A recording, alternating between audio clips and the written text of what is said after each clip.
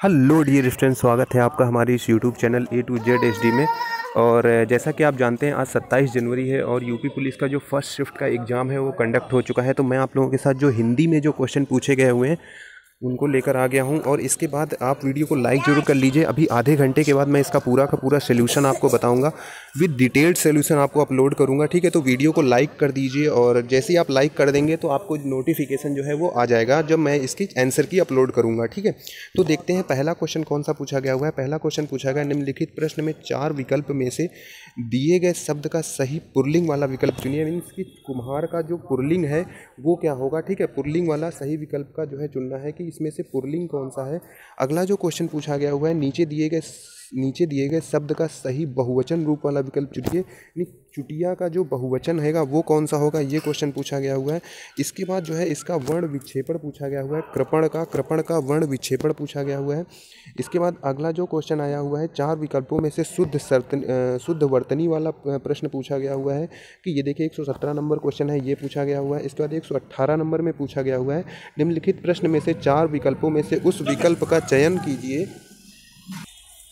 जो दिए गए वाक्य में विशेषण शब्द की विशेषता प्रकट करता है। इस पर्वत माला में बहुत ऊंचे ऊंचे पहाड़ हैं। ठीक है, तो इसमें पूछा गया हुआ है कि इस पर्वतमाला में बहुत ऊंचे ऊंचे पहाड़ हैं, इसमें विशेषण क्या है ये पूछा गया हुआ है। ठीक है, तो इसके बाद अगला जो क्वेश्चन आया हुआ है 119 नंबर, हिंदी जो है वो पिछली बार की कंपैरिजन में जो कि 25 अक्टूबर को जैसे हुए थे पेपर या फिर जो 18 जून को पेपर हुए थे उनके कंपैरिजन में हिंदी थोड़ा सा टफ आई हुई है। हिंदी का मैं पूरा पेपर देख चुका हूँ तो हिंदी का थोड़ा सा टफ आया हुआ है, लेकिन मैं आपको इसका विद डिटेल्ड सोल्यूशन पूरा मैं आपको प्रोवाइड करा दूंगा। ठीक है, तो इसके बाद अगला क्वेश्चन देखते हैं निम्नलिखित प्रश्न में से 4 विकल्पों में से उस विकल्प का चयन कीजिए जो दिए गए वाक्य का सही विकल्प होता है। ठीक है, सर्वनाम का शाब्दिक अर्थ क्या होता है इसका, ये पूछा गया हुआ है कि सर्वनाम का जो शाब्दिक अर्थ है वो पूछा गया हुआ है। पिछली बार क्या होता था कि एक वाक्य दे देते थे, उसमें पूछते थे कि इसमें से सर्वनाम कौन सा है। थोड़ा सा लेवल हिंदी का बढ़ाया हुआ है इन्होंने। ठीक है, इनमें से कौन सी गजानन माधव मुक्तिबोध जी की द्वारा रचना रचित है। देखिए अब पिछली बार आप जितने भी एग्जाम हुए जो पिछली भर्ती थी उसमें कहीं भी कोई भी रचनाएं बहुत कम पूछी गई हुई थी, लेकिन एक एक दो रचनाएं आई हुई थी कई पेपर में, कई पेपर में नहीं पूछी गई, तो इसमें ये आया हुआ है। ठीक है, इसके बाद अगला क्वेश्चन आया हुआ है कि पृथ्वीराज रासो किस लेखक की रचना है। ठीक है, तो ये बताया हुआ है कि पृथ्वीराज रासो किसके द्वारा लिखी गई, ये क्वेश्चन आया हुआ है। इसके बाद अगला क्वेश्चन अगर देखा जाए निम्नलिखित 4 प्रश्न में से विकल्पों, अब जैसे कि ये क्वेश्चन जो है ये हिंदी इतिहास का प्रश्न है। ठीक है, अगर हिंदी का साहित्यिक इतिहास जब आप पढ़ेंगे तो उसमें ये क्वेश्चन आता है। ठीक है, इसके बाद 122 नंबर जो क्वेश्चन है वो पूछा गया निम्नलिखित प्रश्न में से 4 विकल्पों में से उस विकल्प का सही विकल्प का चयन करें जो बताता है कि सत्यार्थ प्रकाश उपन्यास के लेखक का नाम, सत्यार्थ प्रकाश के लेखक का नाम पूछा गया हुआ है। ठीक है, इसके आंसर्स के लिए परेशान मत होइए, आपको बस आधे घंटे में अभी मैं आपको पूरे के पूरे अभी मैं बताऊंगा तो 1 2 4 बताऊंगा, 1 2 हो सकता है कन्फ्यूजन में चले जाएं, इस वजह से मैं आपको जब पूरे श्योर हो जाएंगे तभी मैं आपको उसके आंसर बताऊंगा। हिंदी साहित्य अकादमी की ओर से हर वर्ष सलाका सम्मान पुरस्कार किस क्षेत्र में दिया जाता है, अच्छी हिंदी कह सकते हैं। इसके बाद अगर देखा जाए तो पूरा का पूरा पैराग्राफ आया हुआ है, पैराग्राफ के ऊपर क्वेश्चंस हैं, तो पैराग्राफ के ऊपर पूरे के पूरे 124 से 128 तक प्रश्न हैं। ठीक है, तो इस 124 से 128 तक अगर हम छोड़ दें, ठीक है, इसके बाद अगर देखा जाए तो 129 नंबर क्वेश्चन पूछे रघुपति राजा राघव में कौन सा अलंकार है, ये इजी क्वेश्चन हो गया। ठीक है, इसके बाद सीता के आगे रमा खड़ी है, इसमें पूछा गया हुआ है इनके शब्दों में से कौन सा अव्यय के भेद बताने हैं। ठीक है, तो ये आया हुआ है। इसके बाद अगला क्वेश्चन देखते हैं घूमना सुबह अच्छा है। ठीक है, इसका क्या पूछा गया हुआ है, इसका पूछा गया हुआ है कि अशुद्ध वाक्य को शुद्ध रूप, घूमना सुबह अच्छा है, इसका शुद्ध रूप क्या होगा, ये पूछा गया हुआ है। इसके बाद अगला क्वेश्चन देखते हैं कि इसमें मात्राएं पूछी गई हुई हैं, करते अभिषेक पयोद हैं बलिहारी इस वेश की हरि मातृभूमि की तू सत्य सतगुण में, इसमें जो है वो पूछा।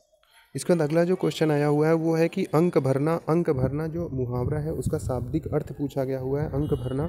ठीक है, इसके बाद जो अगला क्वेश्चन आया हुआ है संयोग और वियोग रस किस रूप के हैं। ठीक है, ये पूछा गया हुआ है। ठीक है, कि संयोग और वियोग किस रस के रूप हैं। ठीक है, ये पूछा गया हुआ है, तो आप जानते हैं श्रृंगार रस के हैं दोनों।